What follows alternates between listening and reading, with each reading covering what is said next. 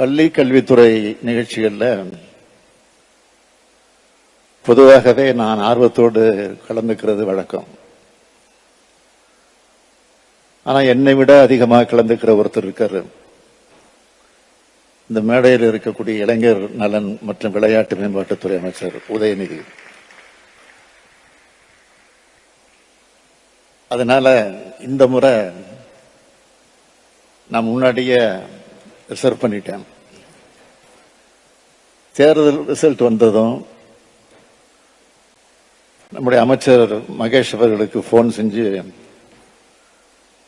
தேர்தல் நடத்த விதிமுறைகள் முடிஞ்சதும் நான் கலந்துகிற முதல் அரசு விழாவாக இந்த பாராட்டு விழா தான் இருக்கணும், அதுக்கு ஏற்பாடு பண்ணுங்கன்னு சொல்லியிருந்தேன். அதன்படி இந்த விழாவை சிறப்பான ஏற்பாடு பண்ணியிருக்கக்கூடிய மாண்புமிகு தம்பி அன்பில் மகேஷ் பொய்யாமொழி அவர்களுக்கு, அதேபோல் அவருக்கு துணை நின்ற அதிகாரிகள், அலுவலர்கள், ஆசிரியர்கள் அனைவரையும் நான் இந்த நேரத்தில் பாராட்டுகிறேன். இந்த விழாவில் கலந்துக்கிறது ரொம்ப மகிழ்ச்சியா இருக்கு. இன்னும் சொல்லணும்னா, பள்ளி மாணவர்களான உங்களை பார்க்கிறப்போ எனக்கும் இளமை திரும்பி எனர்ஜி உணர்ந்தது. பொதுவா அரசியல் மேடைகள்ல தான் 50 விழாக்கள் 30 விழாக்கள் நடத்துவோம். ஆனா இப்ப பள்ளி கல்வித்துறையின் சார்பில் 50 விழா ஏற்பாடு செஞ்சிருக்கிறார் அமைச்சர் அன்பில் மகேஷ் பொய்யாமொழி. முதல் விழா 10ஆம் வகுப்பு 12ஆம் வகுப்பு பொதுத் தேர்வில் 100 விழுக்காடு தேர்ச்சி பெற வைத்திருக்கக்கூடிய அரசு பள்ளி தலைமை ஆசிரியர்களுக்கு பாராட்டு. 2வது விழா பொதுத் தேர்வில் தமிழ் பாடத்தில் 100 விழுக்காடு தேர்ச்சி பெற்ற மாணவர்களுக்கு பாராட்டு.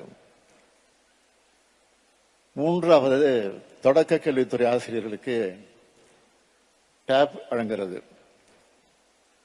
4வது அரசு பள்ளியில் ஸ்மார்ட் வகுப்பறைகள் தொடங்குகிறது.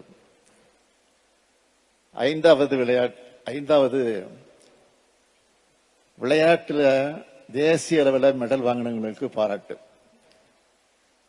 இப்படியாக 50 விழாவாக இது ஏற்பாடு செய்யப்பட்டிருக்கு. இந்த நிகழ்ச்சிகளை கலந்துக்கிறதுக்கு முன்னாடி மாணவர்களுக்காக நம்ம அரசு செயல்படுத்தி வர திட்டங்களை பத்தி கேட்டப்போ, பள்ளி கல்வித்துறையில ஒரு பெரிய பட்டியல வந்துச்சு. அதுல மிக முக்கியமான சில திட்டங்களோட பேரை மட்டும் சொல்லணும்னா, 16 லட்சம் மாணவர்கள் பயன்பெறும் காலை உணவு திட்டம், 27 லட்சம் மாணவர்கள் பயன்பெறும் இல்லம் தேடி கல்வி, 28 லட்சம் மாணவர்கள் திறன் பயிற்சி வழங்கி வரும் நான் முதல்வன், 23 லட்சம் மாணவர்கள் பயன்பெறும் என்னும் எழுத்தும் திட்டம், 30 லட்சம் மாணவர்கள் பயனடையும் வாசிப்பு இயக்கம், மாணவர் மனசு என்ற பெயரில் ஆலோசனை பெட்டி, 23 லட்சம் பெற்றோர்களை உள்ளடக்கிய பள்ளி மேலாண்மை குழுக்கள், அரசு பள்ளிகளின் மேம்பாட்டுக்காக நம்ம ஸ்கூல் நம்ம ஒரு பள்ளியின் திட்டம், நடமாடும் அறிவியல் ஆய்வகம், வானவில் மன்றம், மாணவர்களை நல்வழிப்படுத்தும் சிற்பி திட்டம், தகைசால் பள்ளிகள் மாவட்டந்தோறும் புத்தக திருவிழாக்கள்,